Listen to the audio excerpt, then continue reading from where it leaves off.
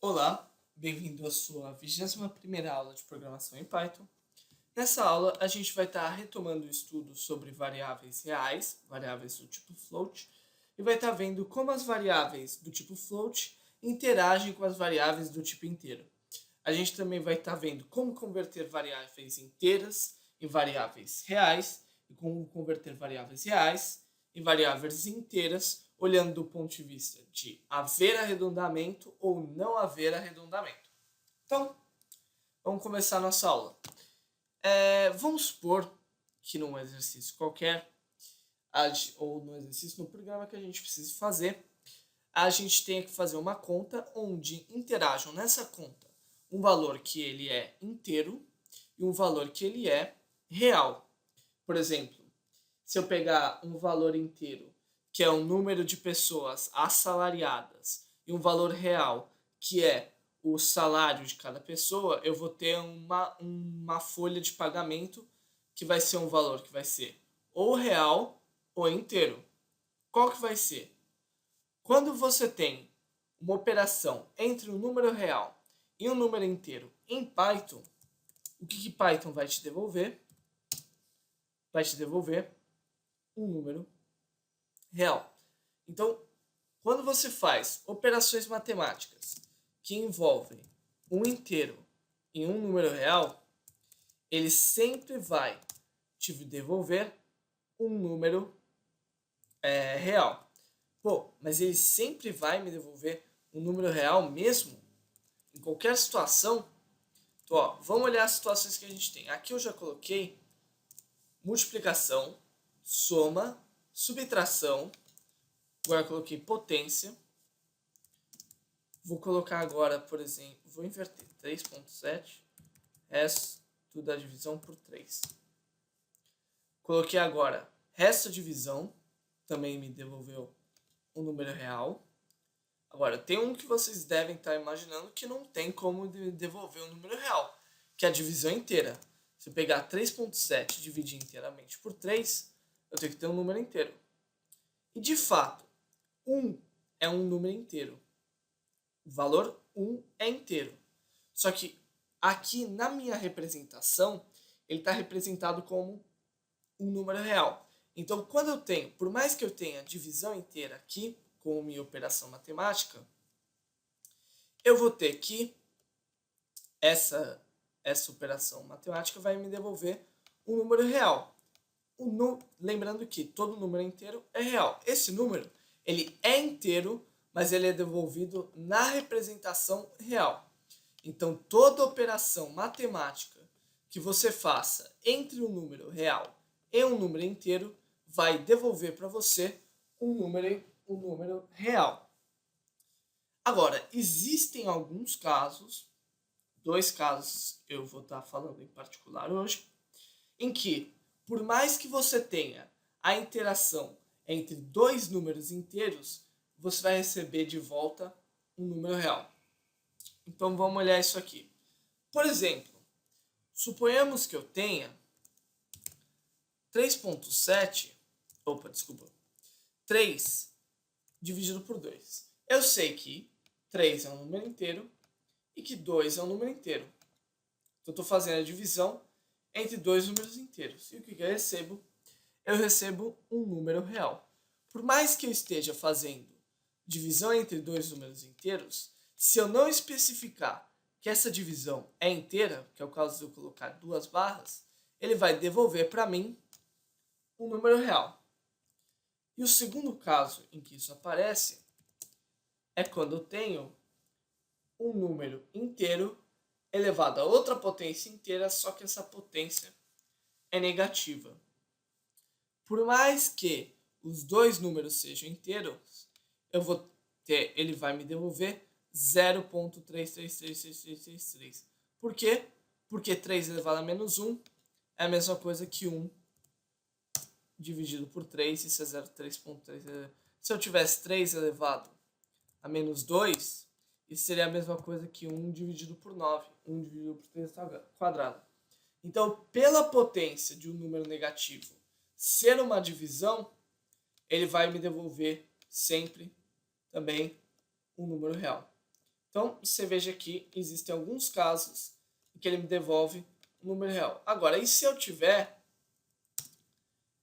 contas em que eu tenho contas entre dois números inteiros, por exemplo, eu tenho aqui 1 mais 1 menos 3,7 vezes 4. O que eu vou ter como resultado dessa conta? Um número real ou um número inteiro? Você vai ter um número real. Por que isso? Quando eu pego e faço essa conta, 3,7 é real, 4 é inteiro. Então eu vou ter um número real. 1 mais 1 é inteiro. Inteiro menos real vai me devolver um número real. Então você tem que, quando você quiser saber se a saída de uma determinada operação matemática complexa é real ou inteira, você tem que separar cada uma das operações matemáticas dessa equação e ver o que resulta de cada operação individualmente para ver que tipo de saída você vai ter. Vamos olhar um exercício para fixar isso aqui que eu falei agora, que é esse exercício aqui. Faça um programa que peça dois números inteiros e um número real. Calcule e mostre o produto do dobro do primeiro com metade do segundo, a soma do triplo do primeiro com o terceiro e o terceiro elevado ao cubo. Então vamos lá. Vamos pedir o primeiro número inteiro. Então, isso aqui você sabe fazer. Digite o primeiro número inteiro. Pedir para ele também o segundo número inteiro. Input. Digite o segundo número inteiro. E por último, vamos pedir para ele um número real. E aqui eu tenho que colocar float input. Digite um número real. Então aqui eu tenho um inteiro e um real, dois inteiros e um real. Então agora vamos pegar o dobro do primeiro com a metade do segundo. Então isso aqui é o dobro do primeiro, que eu não sei porque isso apareceu, com a metade do segundo. E já pode começar a imaginar que tipo de resultado a gente vai ter dessa operação. A soma do triplo do primeiro com o terceiro. Então, 3 vezes 21 mais real. E por último, número real elevado ao cubo. Terceiro elevado ao cubo. Vou colocar isso aqui. Vou colocar 3, 4, 5, por exemplo. Então, eu vou ter 12.0, 14.0 e 125.0. Por que em todos eu tive números reais, por mais que todos eu coloquei números inteiros? Então, opa, exercício errado, sem querer abrir o Google Chrome ainda por cima. Então, vamos olhar isso aqui. Então, eu tenho 2 vezes o inteiro, vezes o inteiro dividido por 2. Se eu olhar essa operação, o que eu vou ter? 2 vezes 2 inteiro vezes um número inteiro vai me devolver aqui um número inteiro. Um número inteiro dividido por outro número inteiro, cujo não foi especificado divisão inteira, vai me devolver um número real. Um número real vezes o número inteiro me devolve número real. 3 vezes o inteiro mais o real me devolve real. E real elevado ao cubo tem que devolver real, porque isso é real vezes real vezes real. Então, essas três operações, elas me devolvem um número real. Então, aqui eu tive um exemplo de operações entre dois inteiros que devolvem real, o inteiro real me devolve real, e todos reais me devolve real também. Então, você pode ver que Python sempre vai dar mais preferência a aparecer valores reais nas suas contas. Então, isso foi uma coisa que eu precisava falar. Agora, a gente tem falado sobre dois métodos construtores, barra funções, barra comandos, que são o int e o float. Então eu sei que Para eu executar esse comando, eu coloco um parênteses e coloco aqui dentro um valor de texto. E esse método, função, comando, que vocês preferirem, vai converter esse formato de texto em um valor que eu consigo usar.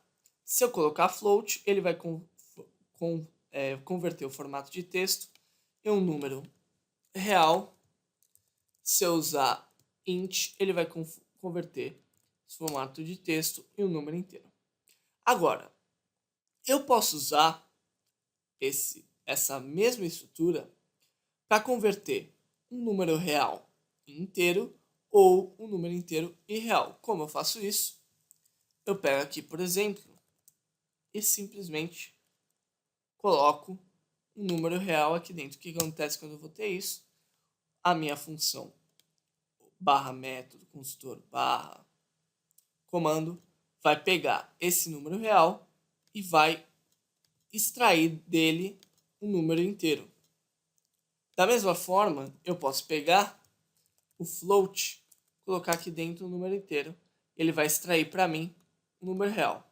Se eu colocar dentro de int outro número inteiro, ele já me devolve o inteiro direto. Então, eu posso colocar no int um número real e ele vai me devolver um número inteiro. E posso colocar no float um número real, um número inteiro, e ele vai me devolver um número real. Então, usando esses métodos, eu posso acabar obtendo uma forma de conversão entre números inteiros e números reais. Então, para a gente olhar essa forma de conversão, olhar uma aplicação disso. Então, faça um programa que peça um número e informe se o número é inteiro ou decimal. Se o número for decimal, arredonde esse número. Então, vamos ver. Primeiro eu tenho que pedir para o usuário digitar um número. Como eu não sei se o número vai ser inteiro ou decimal, eu coloco um float aqui na frente, porque lembrando, todo número inteiro é um número real. Então, digite um número. Então, eu vou pedir para o meu usuário digitar um número. Agora, como é que eu sei se um número é inteiro ou se o número é decimal? Se eu olhar um número inteiro, ele não tem nada, nenhum algarismo, número significativo depois do ponto. Enquanto que o número decimal tem esse número depois do ponto. Veja aqui, se eu pego um número inteiro e tento extrair o inteiro dele, o número inteiro de um inteiro vai dar o próprio inteiro. Agora, por outro lado, se eu tento extrair de um número decimal o número inteiro, você vai ver que o que eu extraio é diferente do que está aqui dentro. Então, se eu tentar tirar o inteiro de 3, eu vou devolver 3. E eu tenho que esse 3 é o mesmo número que está aqui. Agora, se eu tentar extrair o inteiro de 3.4, eu vou ter aqui como resultado uma saída que é diferente do meu número. Então, o que isso significa? Que o número é decimal se o número for diferente da parte inteira do número. Então, se isso aqui for verdade, num é decimal.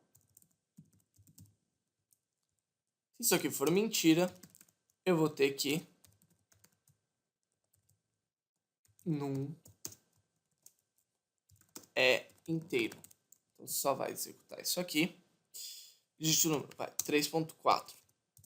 E eu vou ter que 3.4 é decimal. Se eu colocar aqui, por outro lado, 3, eu vou ter que 3 é inteiro.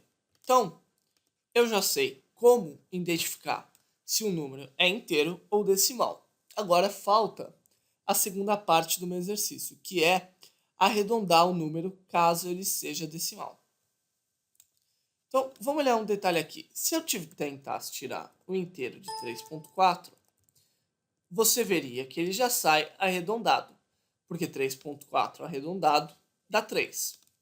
Agora, se eu tentar tirar o inteiro de 3.7, você vai ver que ele também dá 3, por mais que 3.7 arredondando, daria 4. Então, o que ocorre?